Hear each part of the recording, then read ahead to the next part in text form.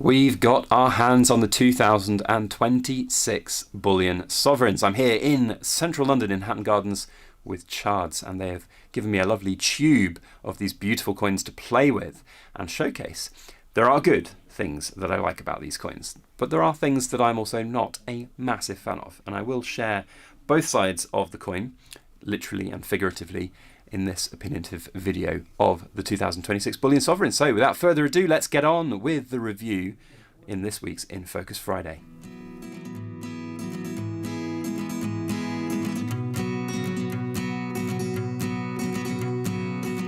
Hello everybody, Backyard Bullion here. Welcome to another little In Focus Friday where we are going to look at the brand new Bullion Sovereign for 2026. Now this is a pretty cool and big changing of the guard, because not only are we now in a different alloy altogether, we're in beautiful yellow gold, and just look how good that looks. Oh yes, this is what Sovereigns should be like. Well done the Raw Mint for changing that alloy. But there are also quite a lot of fundamental shifts and changes to the design of the Sovereign, some of which I am on board with and that I quite like, some of which I am not a fan of at all and think, do we really need it? And I'm talking a little bit about the security features on the back here. So I will go through these coins, share my humble opinion on them, what I like, what I dislike. I'd love to know what you guys think now that you've actually seen maybe some in person if you've bought them, or maybe if you are just watching this video and you're seeing these beautiful Sovereigns out, and we can actually have a good old look at them and see whether or not you like them. Are you going to buy them? I'd love to know what you've got to say down in that comment section. Now, I'm filming from Chards here in Hatton Gardens in London, their London office, which is by appointment only, I will add. So if you are interested in finding out more about Chards and their London office, then please go and check out their website. There is a link in the description box below, and you can go and find out. It was quite funny because when I was coming in to meet them today, down in the office or in the reception area of their building, there were some people who walked in wanting to go to Chards. And I was like, ha ha ha, not today, because I've got them booked out. But if you want to go and see them, then you can. There is a link in the description box below.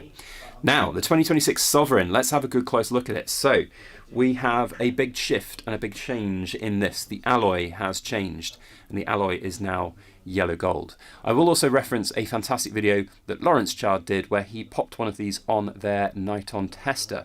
And if you don't know what a Niton tester is, it's basically a very fancy X-ray machine that will have a look at and analyze the alloy composition of any precious metal items, well, any metal items, quite frankly. And it's very interesting because there are a lot of speculations about what the alloy would be with the new yellow gold. And a lot of people thought that it would just be a little tiny bit extra silver, a little bit less copper. But actually, it's worked out at 4 parts silver, 4 parts copper, and then the rest, the balance, in gold. And that has brought out, I think, a really great colour on this Sovereign. And I do like it.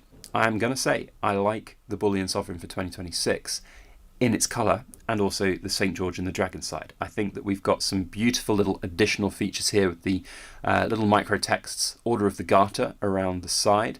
I think that's really good. But the Raw Mint, A for effort, and then they just lose a lot for the execution on this side.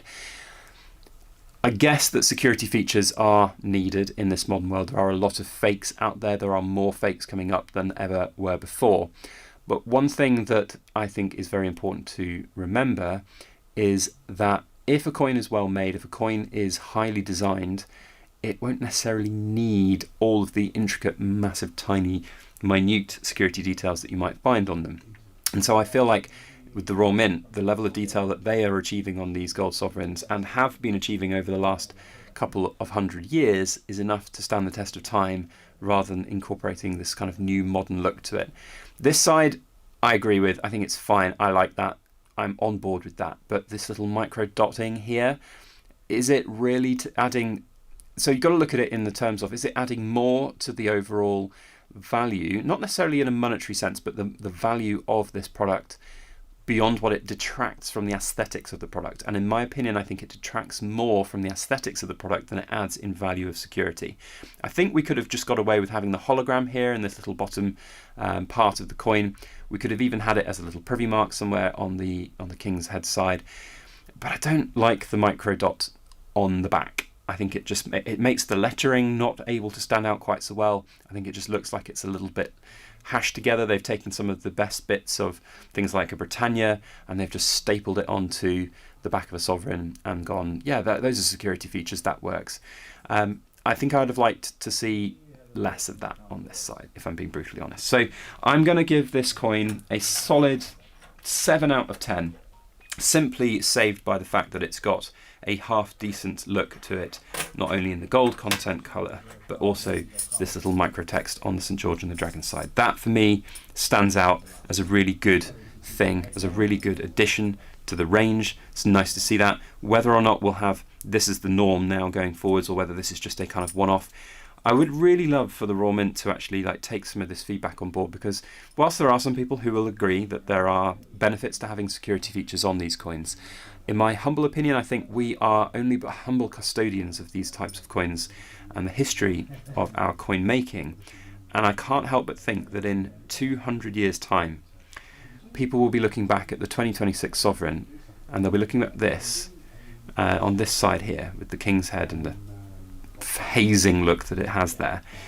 And they'll be looking back at this, and then they'll look back at a 400-year-old coin, at the 1825 Shieldback Sovereigns, and they'll go, how did they get it quite so wrong?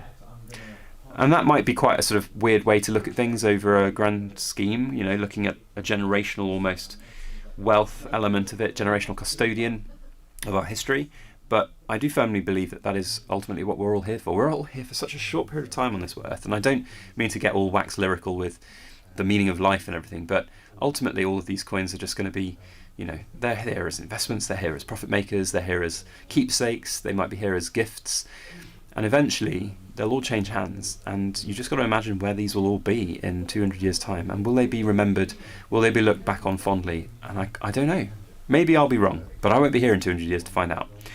So there are my thoughts on the 2026 Sovereign. I would love to know what you guys have got to say down in the comment section, so please feel free to comment. What I will say is that, you know, Chards have been absolutely exemplary with their customer services on this. I personally would highly recommend them every day of the week, and I have done nearly every day of the week over the last couple of months with the craziness of gold and silver prices right now. So please do go and check them out down in the link in the description box below. If you want to come in and to London, then you can book appointments. You can book appointments for their Blackpool site. You can buy and sell on site with them, or you can order online, which is what most people do, and it is a fantastic place to come and see. So a huge thank you to them for their ongoing sponsorship. We'll see you guys on the next video. We need something for the cool kids, don't we? We'll say for the cool kids, what will they think in 2226? There you go. That's a cool little cool kid club comment. We'll see you on the next video. As always, please make sure you like, share, comment, and subscribe for more.